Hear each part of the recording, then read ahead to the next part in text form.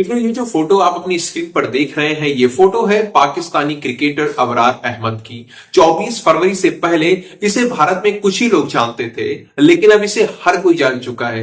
लेकिन किसी अच्छे काम के लिए नहीं, बल्कि इसके घटिया काम के लिए। यहां पर मैं भारत या पाकिस्तान का पक्ष लेकर नहीं, बल्कि निष्पक्ष होकर बात करूं तो भी अबरार ने जो किया है वो कहीं से भी उचित नहीं कहा जा सकता है। अब जिन्हें नहीं पता कि इसने क्या किया है, उन्हें बताना चाहूंगा कि भारत पाकिस्तान मैच में जब भारत की बल्लेबाजी चल रही थी तो 18वें ओवर में अबरार ने शुभमन गिल को आउट कर दिया। अब शुभमन के आउट होते ही अबरार ने जो सेलिब्रेशन किया, जिस तरह से शुभमन की ओर घटिया इशारे किए, उसे लोग सहन नहीं कर पाए और लोगों ने सोशल मीडिया पर अबरार की जमकर क्लास लगा दी। ये क्लास लगानी जरूरी भी थी, क्योंकि किसी भी स्पोर्ट्स पर्सन के लिए विनम्रता सबसे ज्यादा जरूरी होती है। और ये बात केवल खिलाड़ियों पर नहीं, बल्कि हर किसी पर लागू होती है। आप किसी भी क्षेत्र में हो, अगर आप कुछ प्राप्त करते हैं तो आपको विनम्र हो जाना चाहिए, और जिनके अंदर विनम्रता नहीं आती है फिर उन्हें टूटना पड़ता है। उसी तरह से जैसे 23 फरवरी के मैच में पाकिस्तान को टूटना पड़ा। और ऐसा नहीं है कि अबरार जैसे लोग केवल पाकिस्तान में ही हैं, भारत में भी कई सारे ऐसे लोग हैं। उदाहरण के लिए अगर मैं बताऊं तो मैं हर्षित राणा का नाम लेना चाहूंगा। पिछले कुछ समय से तो हर्षित अच्छा कर रहे हैं। जब से अंतरराष्ट्रीय मैचेस में उनका पदार्पण हुआ है, उनका व्यवहार सुधर गया है। लेकिन आईपीएल में वो भी इसी तरह की घटिया हरकत करते हुए दिखाई देते थे। आपने उनका फ्लाइंग किस सेलिब्रेशन जरूर सुना होगा। 2024 के आईपीएल में कई बार उन्होंने इसी तरह का सेलिब्रेशन किया था।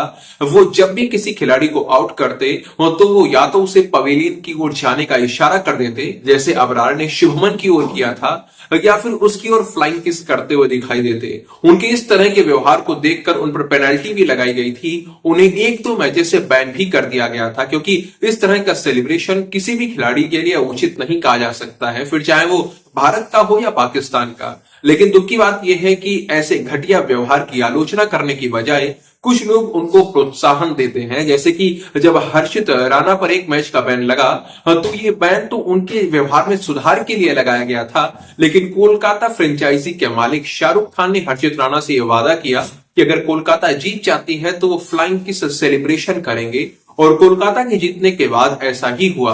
और मैं सच बताऊं तो मुझे ये बिल्कुल भी पसंद नहीं आया था। हालांकि मुझे भी इस बात का सुकून है और ये देखकर अच्छा लगता है कि हर्षित ने अपने में काफी सुधार कर लिया है। जब से वो अंतरराष्ट्रीय मैचेस में आए हैं, वो विकेट लेने के बाद सेलिब्रेशन तो करते हैं, काफी अग्रेशन भी दिखाते हैं, लेकिन आउट हुए खिलाड़ी की तरफ कोई भाव नहीं दिखाते, उसे चिढ़ाते नहीं हैं, उसे शर्मिंदा करने का प्रयास नहीं करते हैं। और यह सच में अच्छी बात है कि उन्होंने अपने में सुधार कर लिया है।